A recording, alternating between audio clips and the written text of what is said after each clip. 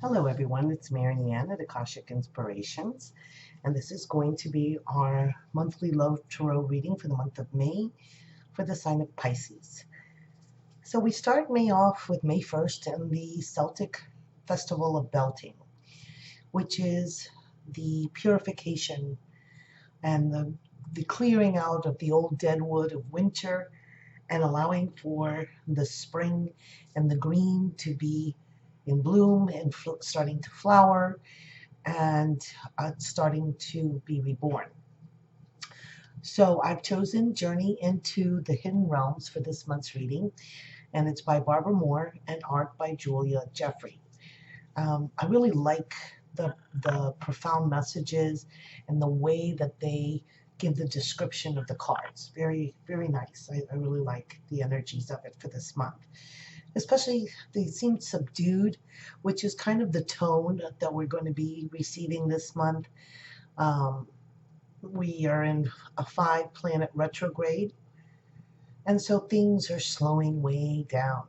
Those energies of March and April, the fiery energies, those are now kind of being grounded, and we're having time to reflect through this retrograde and through the slower pace of really slowing things down, because Taurus is not obviously a fast energy. It is methodical, it is grounded, it is allowing us through, there is an earth trine during the new moon in Taurus, which is also occurring, and that's going to give the added benefit of really bringing some of these things and projects that have kind of been put on the wayside to come to fruition.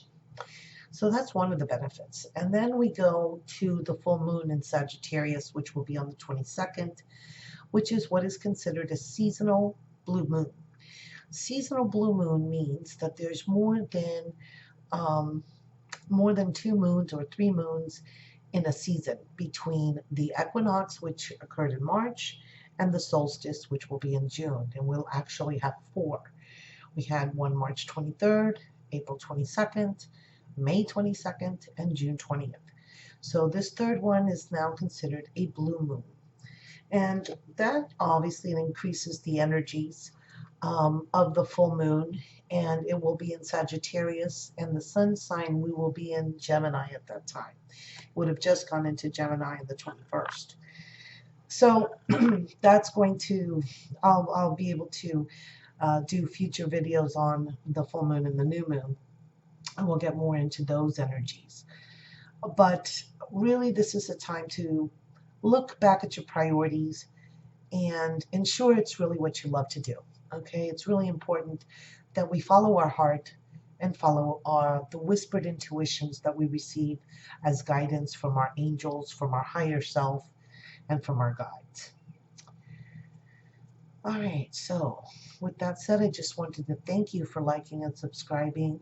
And if you feel that you need additional guidance and would like to have a reading, I invite you to go check out my website, akashicinspirations.com, and there you can find the link in the comments below. So let us see what the month of May has for the sign of Pisces. And we start with the moon. So well, it's no surprise, it's your Pisces, and you have the great water influence and intuition. And then we have the Knight of Pentacles and the Knight of Swords. So messages coming your way. And here we have 7 of Swords. I actually like that card. It looks like she's in the middle preparing for something and praying to the stars. See, we have the Page of Swords. That card has come out quite frequently. Oh, lovely. And here is the 2 of Wands. Oh my goodness, okay. And we have the Queen of Wands. It's one of my favorite cards in this deck, actually. And the Justice. So lots of swords, lots of thoughts. And we end up with the 6 of Wands. Ooh, lovely. Oh, wow. Okay, so 1 major arcana. We have 1, 2, 3, 3 swords, 1 pentacle, and 1, 2, 3 wands. Okay, so a little bit, no cups this time, but we do have the moon with the intuition, which is a connection. Sometimes it seems that our vision may be somewhat obscured. There seems to be some confusion. She seems to be seeing something that may not necessarily be there.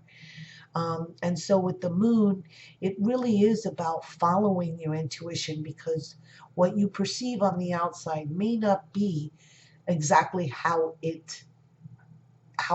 it may not seem, it may not be really real according to how your perception is.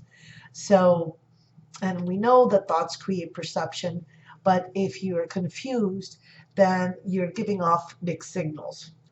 And so really the message here is, when you connect to this moon energy, it is about finding your way without seeing what's around you. In other words, if the situation are dramatic, or the situation is not as you want to see it, then use your inner vision to guide you. And since we have the 2 knights next to it there, they bring the messages. And here is the Knight of Pentacles. He's stopped to reconnect with his intuition. His eyes are closed. He's holding the pentacle. So he's trying to divinate what is in store for him, where he needs to go next. So it is about grounding yourself. If you're feeling confused, if you're feeling that you're not sure of your direction at this point, then it's really about going within and connecting with the earth, and really grounding your energies, so that you can then know what action and thoughts you need to take. And here he's got his sword in his hand. He's ready for whatever's to come. And it seems that he's got a connection with the hawk behind him, and is looking for the higher perception. He's looking to see the situation from a higher vantage point, in order to see how much advantage he has, right? Where can he go? Where can he best be served? And where will his true path lie? Then we go to the 7 of Swords. And here is a moment of prayer, reflection, of like the calm before a struggle. It seems that she's looking up at the stars, or he's looking up at the stars.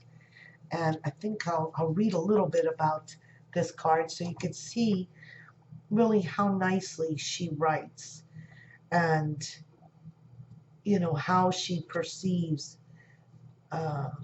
these cards, what her interpretation is. So here we have a young but exceptional warrior, skilled, willing to fight for his ideals, and dedicated to the truth as he understands it. Always preparing for battle should it be necessary, and always praying for peace. So how interesting, right? He asked the divine to guide him and to purify his thoughts, so that he may behave with honor.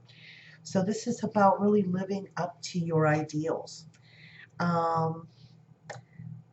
And sometimes people around us don't agree with that. Sometimes we are making the mistake, but we have to make our own mistakes and face them in that moment in order to learn. So it's about really being sure about what you're defending and what you're protecting, and making sure that those ideals, those beliefs are worth it, that they're worth the fight. If they are, so be it. If they're not, you have the ability to be able to change your mind and ask the divine to truly guide you in what is your path, what is your way to go. And here we have the Page of Swords. Now, as the Page of Swords, she is an initiate. She has very focused determination. She's so concentrated on doing the moves or trying to lift this sword that seems really super heavy for her, and trying to, she's like bound and determined to be able to work with it. So it's about, it could be that you're grasping for your truth, grasping thoughts and trying to make them mold into what you want it to be. And that's not always the case. But if you feel that this is your path, your determined path, then by patience and by practice is the way that you achieve it. And always know that you have assistance, because here we have the Two of Wands. So the Two of Wands talks to us about how we need that time with others to connect and to just kind of tap into that passion for life. So it's about connecting with like-minded individuals, connecting with those that are your friends and that support you and that are loving, and that you can share with, that you can share your ideas with. Use them as a sounding board. If you feel that these are your truths, talk to somebody about it. Get that additional support and perspective from your friends. It's not that they're making the decision for you, but they're acting as a sounding board. And so here we have the Queen of Wands.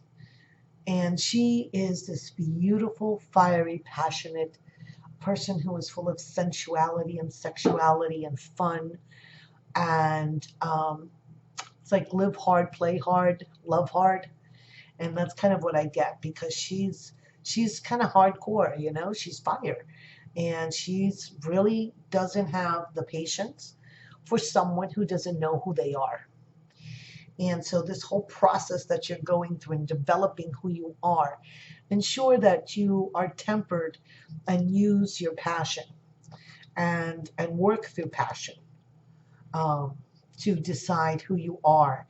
And here we have the Justice card. So the Justice, here she's mastered the sword, okay? Here she's now become the warrior. But she tempers the steel with the feather. So here we have the feather that's like in her hair, and one that is floating downward, kind of unseen by her.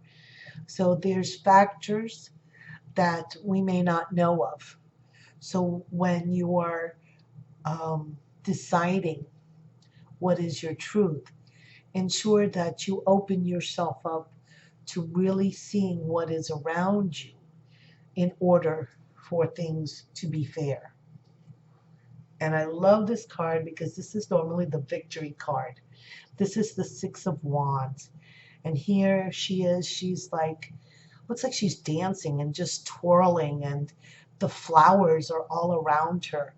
And she's created this celebration of self, basically, that she has come through all of this. And now she's stepping into what is her passion, what is a victory of sorts, a celebration, and really connecting, having connected to self. That is her reward. That is her victory over the unknown, and by by overcoming her fear. And that courage is about, even though you're afraid, that you still face it and go through it. And this card, it's like a promise that you have everything that you need. You have all of your inner resources.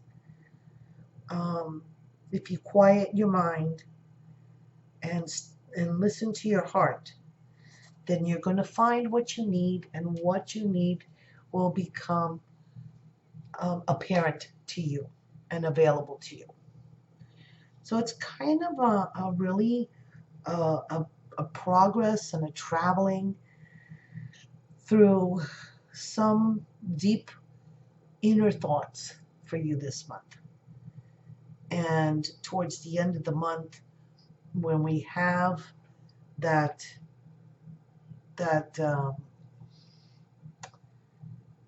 that full moon in Sagittarius, I think, is where you see this fiery, that connection to that fiery passion that you have for things.